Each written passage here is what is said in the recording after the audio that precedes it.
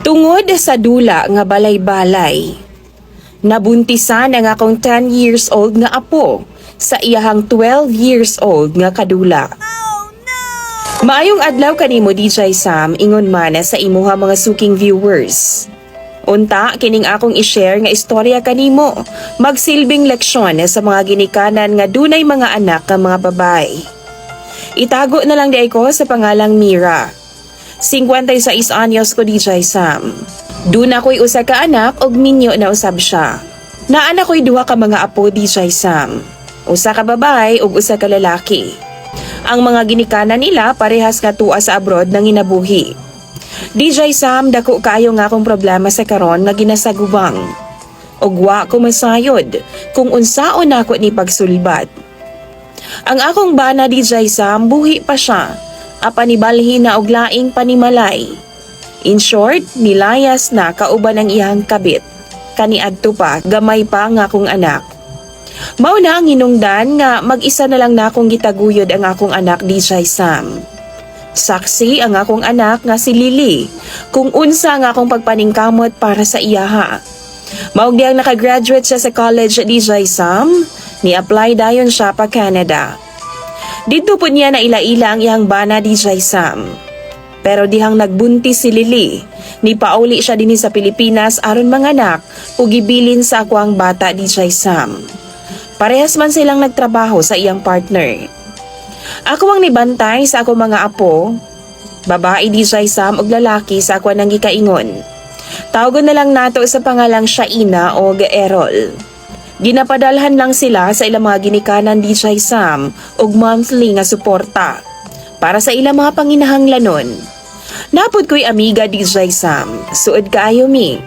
Gabantay pod siya sa iyahang mga apo kay single mom pod ang iyahang anak. Tuwa pod sa Saudi Arabia. O kay suod man mi, gipadako na namo ang amo mga apo sama sa managsuon. Maguwang lang ang iyang apo DJ Sam og tuig. 12 anyos na ang iyahang apo ug ako 10 anyos ang akong panganay nga babay, samtang ang bunso pod nako 3 anyos pa. Siya jud ang pirming kadula sa akong apo DJ Sam. Uban ang mga kabataan pod sa amo ang lugar. Tungod kay hilig lagi ang balay-balay sa akong mga apo, gimuan gyud na sila sa ilang mga ginikanan DJ Sam kilid ra pod sa among panimalay. Ug didto ginadayo sila sa mga bata nga mga silingan ra pod namo. Pero most of the time, ang apo jud sa akong amiga ang ilang mga kauban. Kampante ra ko DJ Sam, suod man kaayo sila, mura nagmag-igsuon. Maura po na ang rason nga makapadayon ko sa akong mga trabahoon sa panimalay. Kay di man ko maghuna-huna, kay safe man sila. Naara sila sa kilid. Gated po ang among balay DJ Sam. Ug naara po sila sa sulod. Makita po na ako kung kinsa ang mga musulod sa gate DJ Sam. Kay ako man ang muabli. Usa ka beses, 3 months ago, naghilak ang akong apo nga 10 anyos a DJ Sam kay sakit daw ipangihi. Nagtuo ko nga UTI, maong gipa-check pod nako. Pero negative man DJ Sam. Wa man pod nako ginapakaon og parat kaayo nga ako mga apo. Choosy ko sa mga pagkaon nila. Gina-make sure nako nga healthy sila. Wa may nakita ang doktor DJ Sam maong na mauli na lang mi sa balay. Pero nireklamo gihapon siya nga sakit lagi daw ang iyang ari. Gipangutanan ako siya DJ Sam kung naunsa day siya, unsa ang iyang gibuhat. Pero di siya mutugan.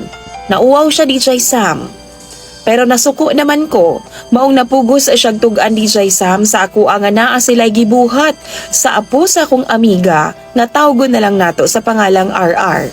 DJ Sam, perti na gyud akong pangurog. Gibalik-balik jud nako ang pangutana. Bisan pinakagamay nga detalye, gusto na akong mahibaw-an gikan sa iyaha. Sa ilang pagbalay-balay DJ Sam, mahilig sila magmama og papa. Magtapad-tapad, maghigda-higda, o ginabuhat daw nila ang gimbuhaton sa mga mama og papa. In short, nag-sex sila DJ Sam. Kung asa nila nakatunan, wa ko kahibaw. Wa ko masayod kung asa na ako ibutang ang akong kalagot DJ Sam. Ipagawas ba na ako sa akong apo kay nganong nabuhat ni niya? Kang RR ba? Usa akong kaugalingon kay nagtinanga ko ug kampante ra kaayo ko. Samot na DJ Sam diyang nisangko sa akong hunahuna nga ginadugo na nga akong apo. Grabing kabalaka gid nako. Gisultian ako nga akong amiga sa tanan na DJ Sam ug grabe pod ang iyang kahadlok. Nahadlok mi kung unsay buhaton. Pila pod kasi mana nga wa sila mag-istorya sa iyang mga ginikanan on cam. Kay basin og musumbong unya ang akong apo DJ Sam. Dili pa ko ready. Wa ko'y plano ha nga taguon ang tanan. Pero wa pod ko kay baw kung unsay buhaton nako sa karon. Last week, niabot na jud ang akong gikahadlukan sa tanan. Wa gidatnan ang akong apo DJ Sam. Buntis gyud siya. Nagpa-check up dayon mi sa doktor para ma-double check. Pero posible gyud daw nga ingana ang mahitabo DJ Sam. Giabisuhan sab ang akong apo DJ Sam nga muagi og lecture and therapy sa professional para ma-ready siya sa mga kabag-uhan og responsibilidad sa kinabuhi. Sa nahitabo karon, katambayayong nako ang akong amiga DJ Sam. Wa ko masayod kung nasayod ba ug nakasabot ba ang mga bata sa ilahang gibuhat. Ang tratar o pagtan-aw nako sa akong apo DJ Sam, baby pa intaw ni siya. Sakit kayo sa dughan nga nahitabo sa iyahan ni. Gibati ko og tumang pagmahay og konsensya kay paminaw nako irresponsable kaayo ko nga guardian niya. Irresponsable kaayo ko nga apuhan. Bisan pagkulatahon namo silang duha, way mabag-o. Buntis na nga akong apo ug ang amahan ang 12 anyos namo nga silingan. Guol kayo ko karon DJ Sam. Kay wa gyud ko kay baw kung unsaon nako ni pag-handle ang kamatuuran. Di ko kadawat. Labaw na gyud siguro ang mga ginikanan aning bataa. Mapatay ko sa akong mga anak DJ Sam kung mabal-an nila ang tinuod nga nahitabo. Gusto sa akong kumare nga itago na lang daw namo ang tanan. Magbakasyon daw mi sa laing lugar nga wa daw makailan namo ug didto daw namo pakatawhon ang bata. Tapos ipagawas daw namo inigbalik nga adopted. Dili ko kumbinsido ana DJ Sam. Kaysa karon, puno og sabog kaayo nga akong utok. Gusto ko maundang na lang ang akong kalibutan na sa kadako sa akong problema nga ginasagubang. Nagsaad ang akong amiga nga di ko niya pasagdan og biyaan sa among sitwasyon karon. Ako o nila ang ilang responsibilidad. Kung musulti ko sa akong anak, alalayan po daw ko niya. Pero wa ko masayod kung unsaon ako pagsugod. Mga viewers, hatagi in taon ko ninyog advice kung unsay angay na kong buhaton. Muhangyo lang ko ha, advice ang akong gikinahanglan. Og dili judgment gikan sa inyo ha. Salamat kaayo daan sa inyong mga komento.